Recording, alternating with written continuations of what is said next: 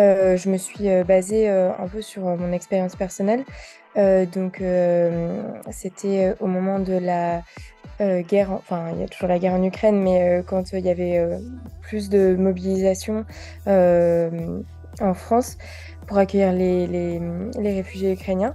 J'avais fait un peu de bénévolat en aidant des personnes. Et du coup, en fait, ce thème-là me touchait particulièrement. Ensuite, je me suis un peu plus basée sur des choses un peu plus objectives en regardant la situation de la ville dans laquelle j'habite par rapport aux réfugiés, pas uniquement ukrainiens, aux réfugiés en général. Parce que c'est vrai qu'en fait, avec la guerre en Ukraine, on s'est beaucoup mobilisé pour accueillir ces personnes-là et c'est super, mais c'est vrai que comparé aux réfugiés en général, il y a eu une différence et souvent c'était parce que on se sentait plus proche de ces personnes-là. Du coup, ça m'a interpellée pourquoi on se sent plus proche de ces personnes-là et pas des autres réfugiés finalement. En fait, quand on reprend la définition et les mots en lien avec le terme inégalité, on voit qu'il y a des mots comme séparation, instabilité, mouvement, changement, différence et tout ça. Il y a un fossé en fait qui se creuse. Si on prend, moi j'habite à Nantes, et donc si on prend les chiffres en fait des réfugiés qui arrivent à Nantes, il y en a à peu près, ça représente 7% de la population nantaise. Des étudiants étrangers, il y en a 4000 qui arrivent chaque année à Nantes.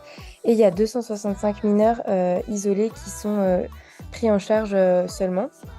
Le mot étranger, enfin, c'est très large, ça me donne une cible qui est infinie voilà, un peu grande pour commencer un projet. Moi, je me suis intéressée aux étudiants parce qu'en fait, la personne que j'avais rencontrée quand je faisais du bénévolat était étudiante. En fait, je me suis rendu compte qu'il y avait plein de choses qui étaient compliquées, qui étaient il y avait des choses qui étaient prises en charge par les associations, donc c'était par exemple les dons de vêtements, de nourriture des aides de logistique pour trouver un logement et tout ça. Après, il y avait tout le reste, que ce soit la vie étudiante, la vie sociale, qui était plus compliquée. Et ça, c'était notamment dû aux barrières de la langue, du fait que c'est compliqué de s'insérer dans un cercle social quand on ne parle pas forcément la même langue, quand on n'a pas forcément le même vécu. Au final, je m'étais rendu compte que nos vies, elles n'étaient pas si différentes que ça. C'est juste que c'était un autre pays et une autre culture. Mais finalement, enfin, quand on enlevait les petites différences de langage et tout ça, on se rendait compte qu'on avait des parcours assez similaires. Donc moi, mon projet, en fait, j'ai décidé de faire de stimuler l'empathie des étudiants en me plaçant directement à la sortie d'une école de commerce de Nantes qui s'appelle Audencia, où en fait je crée un parcours qui va s'écouter et ça va être deux parcours qui vont être mis en parallèle. Moi, je me poste à la sortie du coup d'Audencia, où il va y avoir tous les étudiants qui vont sortir de l'école qui vont pouvoir écouter le parcours d'un étudiant réfugié de chez lui à le pays où il arrive. L'étudiant qui sort de Audencia va pouvoir écouter ce podcast-là de la sortie de son école jusqu'à chez lui. Et voilà.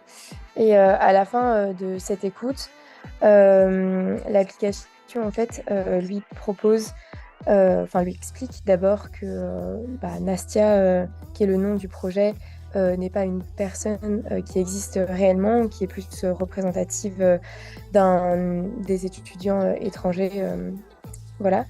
Et après, l'application leur propose en fait d'aider et à différents niveaux parce que ça peut être compliqué aussi d'aider en fonction déjà des compétences qu'on a ou des disponibilités et tout ça.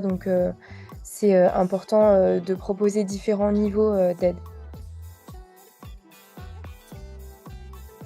Bah, en fait un choix au début qui me touchait parce que vu que j'avais déjà un peu été dans un milieu, enfin dans le milieu du bénévolat et tout ça, je me suis dirigée directement vers ça parce que ça me parlait et après ça me permettait d'aller faire des recherches plus objectives mais tout en ayant un attachement personnel quoi.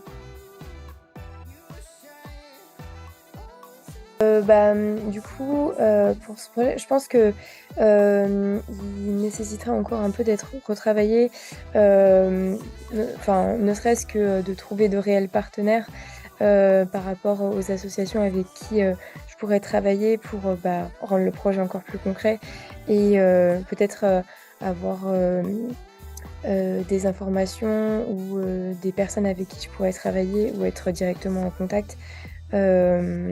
Mais oui, je pense que c'est un projet qui, je pense, mérite, enfin qui, en tout cas, aurait sa place, peut-être, voilà.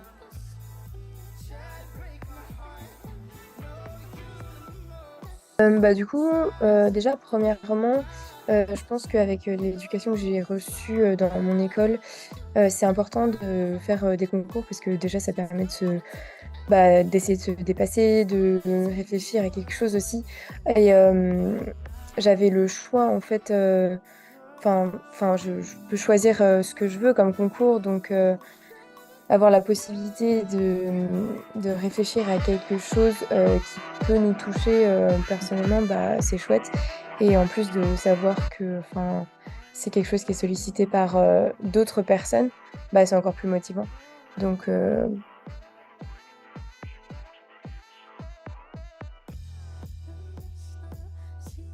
Alors, pour faire le classement dans les choix des meilleurs projets, j'ai pris plusieurs points en compte, notamment le choix de la présentation, si elle était qualitative ou pas.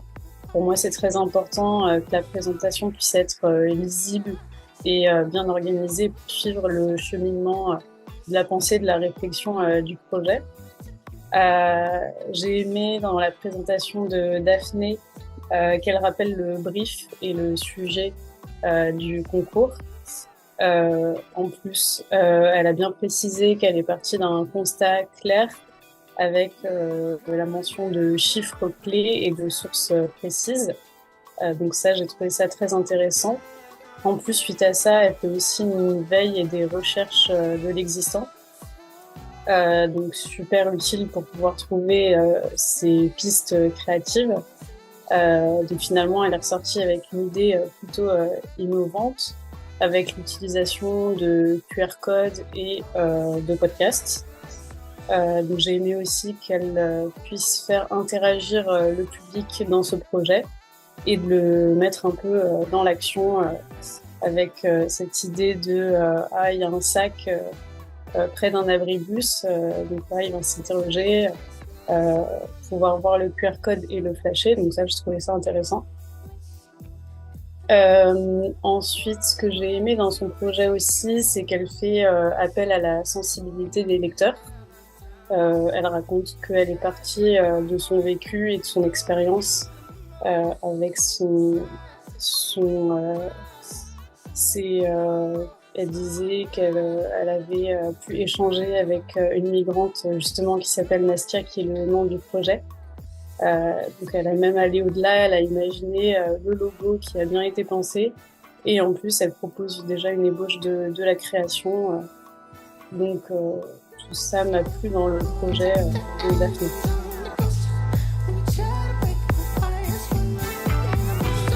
Daphné, j'ai un petit souci quand même avec cette histoire de sac qui est laissé posé à côté d'un abribus. J'ai du mal à voir quand même comment il pourrait prendre forme, dans le sens où peut-être que les passants ne feraient pas du tout attention à ce sac, ou bien même quelqu'un pourrait le prendre, le voler ou le déplacer, ou se méfier de ce qui se trouve dans ce sac aussi. Je pense ce qui s'est passé avec les attentats. Donc, quand on voit un sac tout seul, ou même, ça me rappelle dans les transports, on dit toujours, on entend la petite voix, ne pas laisser d'objet dans les transports. Donc, ça, c'est peut-être un point à améliorer dans son projet. à voir si le sac peut être protégé ou surveillé par une personne tierce. Donc je sais pas pourquoi elle a choisi et voulu poser ce sac comme ça tout seul. Peut-être pour attiser la curiosité des passants. Mais il faudrait peut-être penser à autre chose avec cette histoire de sac. Après, pour l'idée du QR code, c'est très bien, mais peut-être qu'on aurait pu l'imaginer sur des flyers ou des affiches plutôt que ce sac, qui serait laissé un peu à l'abandon.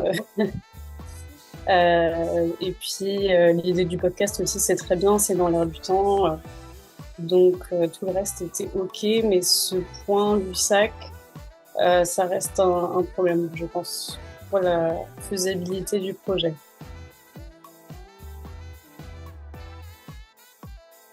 En effet, comme je le disais, peut-être prévoir autre chose en ce qui concerne ce sac.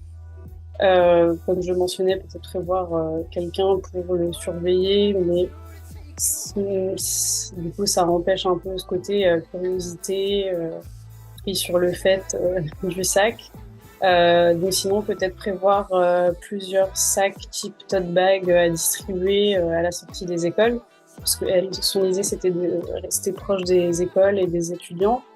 Donc pourquoi pas prévoir ce sac avec peut-être à l'intérieur un flyer où on pourrait retrouver ce QR code qui ramène à l'interface avec l'accès au podcast. Peut-être prévoir aussi un partenariat avec une asso qui aide les migrants type Amnesty International ou je sais pas, ce type d'association. Et peut-être aussi inciter ces étudiants à s'engager dans cet assaut ou faire du bénévolat, des dons, ce genre de choses pour aller plus loin dans la démarche que simplement faire connaître Nastia. Et d'ailleurs, pourquoi pas prévoir d'autres interviews, d'autres migrants, pas seulement l'histoire de Nastia, donc qui pourrait être aussi retransmis sur des grandes chaînes de podcasts renommées qui seraient engagées sur ce genre de cause. Donc voilà, comme idée pour aller plus loin dans ce projet.